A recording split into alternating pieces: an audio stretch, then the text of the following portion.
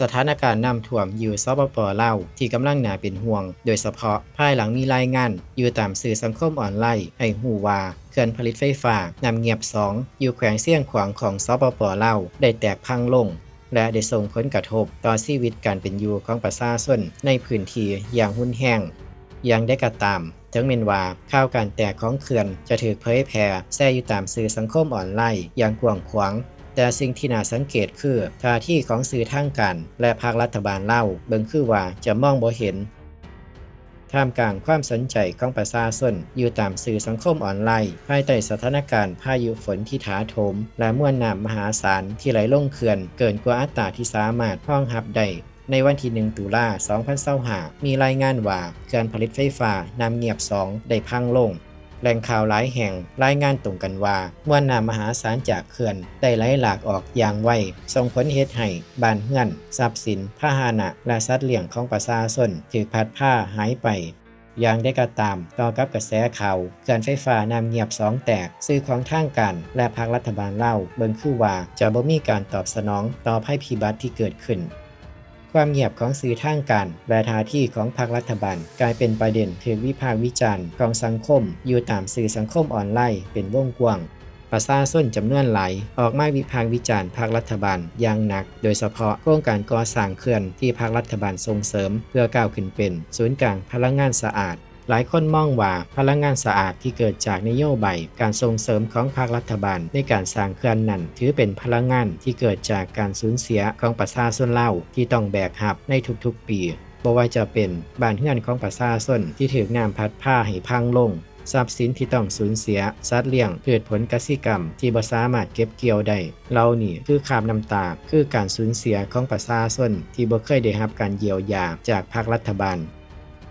ท่ามกลางสถานการณ์ภัยพิบัติน้ำท่วมทั้งจากภัยธรรมศาสตร์และมวลน้ำมหาศาลจากเขื่อนที่เร่งระบายที่ประชาชนหลายพื้นที่กำลังเผชิญผู้นำของเราผัดเมินเสยมองบ่เห็นความทุกข์ยากของประชาชนของตนในวันที่3ตุลา2025สื่อของทางการลาวรายงานอย่างพร้อมเพรียงว่าในวันที่2ตุลา2025ที่ผ่านมาท่านสอนไส้ศรีพันดอนนายกรัฐมนตรีได้ส่งสารแสดงความเห็นใจถึงประชาชนและภาครัฐบาลเวียดนามที่ได้พบกับภัยพิบัติพายุฝนโดยเนื้อในของสารมีใจความที่ซึ้งใจที่ประชาชนเล่าเมื่อได้ฟังแล้วอาจต้องน้อยเนื้อต่ำใจกับผู้นำของตนมีใจความสำคัญว่าข้าพเจ้าได้ติดตามอย่างใกล้ชิดต่อสภาพผลกระทบของลมพายุบัวลอยที่ได้พัดเข้าหลายท้องถิ่นหลายเขตและแขวงต่างๆของเวียดนามซึ่งได้สร้างความเสียหายอย่างใหญ่หลวงให้แก่ชีวิตและทรัพย์สินของประชาชนเวียดนามอ้ายน้องในนามพรรครัฐบาลและประชาชนลาวข้าพเจ้าขอแสดงความเห็นอกเห็นใจและความเศร้าสลดใจอย่างสุดซึ้งส่วนเลขาธิการใหญ่ประธานประเทศผู้นำสูงสุดของลาวท่านทองรุ่นศรีสุฤทธิ์สื่อของทางการต่างพร้อมใจกันรายงานตรงกันว่าในระหว่างวันที่7หาวันที่8ตุลา2025ท่านทองรุ่นศรีสุฤทธิ์มีภารกิจนำพาคณะการนำขั้นสูงของลาวไปเชื่อมสัมพันธ์กับเกาหลีเหนือในโอกาสความสัมพันธ์ลาวเกาหลีเหนือครบรอบ60 ปีท่าทีที่เมิ่นเฉยของผู้นำลาวต่อกับชะตากรรมของประชาชนคนอีสานถูกมองว่าเป็นการละเลยต่อความรับผิดชอบโดยพื้นฐานที่ผู้นำจะต้องกระทำต่อประชาชนของตนซึ่งนี่ถือเป็นสัญญาณเตือนให้ประชาชนลาวได้รู้ว่าภาครัฐบาลบ่เคยสนใจต่อกับความทุกข์ร้อนของประชาชนคนในประเทศของตนถึงแม้ว่าหลายพื้นที่จะกำลังเผชิญกับความยากลำบากที่เกิดจากนโยบายของพรรครัฐบาลเองก็ตาม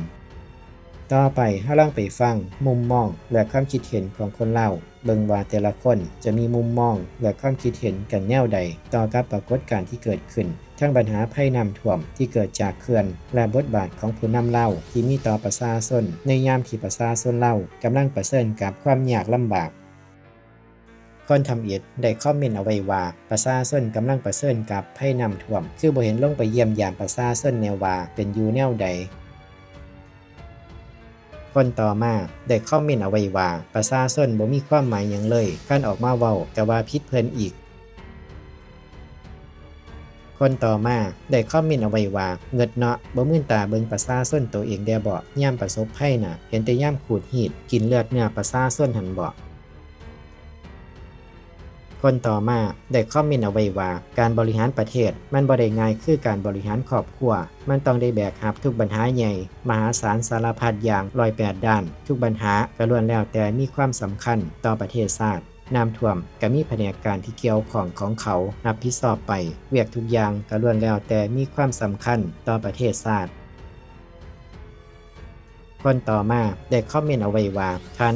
น้ำท่วมบ้านเมืองตัวเองบางครอบครัวเสียชีวิตบ่มีน้ำอาหารเครื่องนุ่งห่มยาจำเป็นประชาชนระดมช่วยกันคนต่อมาได้คอมเมนต์เอาไว้ว่าประชาชนบ่ต่างหยังกับลูกกำพร้าที่ขาดการดูแลพ่อแม่ตายปะสุดท้ายดิ้นรนกันเองสิเป็นสิตายก็ต้องสู้คนต่อมาได้คอมเมนต์เอาไว้ว่าบ้านเมืองตัวเองบ่เห็นสิเบิงสร้างแต่เขื่อนเฮ็ดให้ประชาชนเดือดร้อนยังบ่มีจิตสำนึก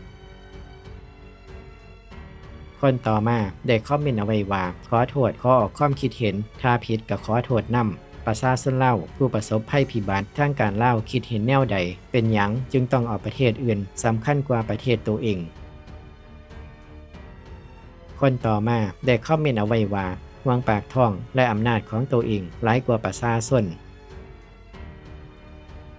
คนต่อมาได้คอมเมนต์เอาไว้ว่าเกิดปัญหาแล้วรัฐบาลลาวบ่มีปัญญาสดใสให้ประชาชนมีแต่ยืนเบิ่งทอนั้นคนต่อมาได้คอมเมนต์เอาไว้ว่าสร้างเขื่อนมาประชาชนบ่ได้รับประโยชน์หยังได้รับแต่ผลกระทบเฮ็ดให้น้ำท่วมให้หน้าหัวสวนเฮือนซ่านเฮ็ดให้ชีวิตการเป็นอยู่ลำบากขึ้นกว่าเก่าค่าไฟก็แพงขึ้นหลายเท่าตัวคนต่อมาได้คอมเมนต์เอาไว้ว่าอดเอาเด้อพี่น้องเกิดหยังขึ้นก็ต้องสู้ต้องช่วยเหลือกันเองอย่าไปขอให้รัฐบาลช่วยเด้อจักหน่อยเพิ่นสิจับติดคุกแบบนางหมวยเด้อข้อหาขายหน้ารัฐบาลประจานประเทศตัวเองคนต่อมาได้คอมเมนต์เอาไว้ว่าอย่าไปโทษรัฐบาลพี่น้องต้องโทษธรรมศาสตร์เพราะรัฐบาลเพิ่นสละส่องใสทุกทานเพิ่นเรียนจบมาจากทำซ้ำเหนือพุ่นเด้อคนต่อมาได้คอมเมนต์เอาไว้ว่าสร้างหลายๆสร้างอีกกู้หลายๆแต่ถนนหนทางผัดบ่พากันเฮ็ดให้มันดีกู้เงินผู้นำประเทศนี่คนต่อมาได้คอมเมนต์เอาไว้ว่าประเทศอื่นหยุดเฮ็ดแต่โดนแล้วย้อนมีผลกระทบหลายกว่าผลได้ลาวผัดสร้างขึ้นมาเต็มสร้างแล้วไฟฟ้าแฮงแพงขึ้นแฮงเป็นหนี้หลายขึ้นทุกอย่างบ่มีหยังดีขึ้นเว้ามาละเมื่อยใจคนต่อมาได้คอมเมนต์เอาไว้ว่าแต่ก่อนบ้านเฮาบ่มีหลายเขื่อนไฟฟ้าประชาชนอยู่เย็นเป็นสุขบ่มีน้ำท่วมหลายคนต่อมาได้คอมเมนต์เอาไว้ว่ายุคนี้ประเทศอื่นแม่นพัฒนาแบบก้าวกระโดดบัดประเทศเฮาแม่นพัฒนาถอยหลังบ่จักว่าน้ำท่วมหรือเส้นทางเป้เพ่ก็บ่มีหน่วยงานใดเข้ามาช่วยเหลือตอนข่อยยังน้อยเส้นทางก็คือว่าดีกว่าปัจจุบันนี้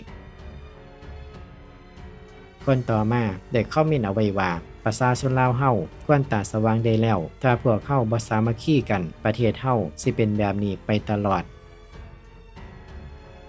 และคอมเมนต์สุดท้ายสำหรับคลิปนี้ได้คอมเมนต์เอาไว้ว่าเป็นแนวใดก็อดเอาเด้อนี่คือความจริงของประชาชนลาว10 ปีซีซาดก็อดเอาทุกยากต่อไป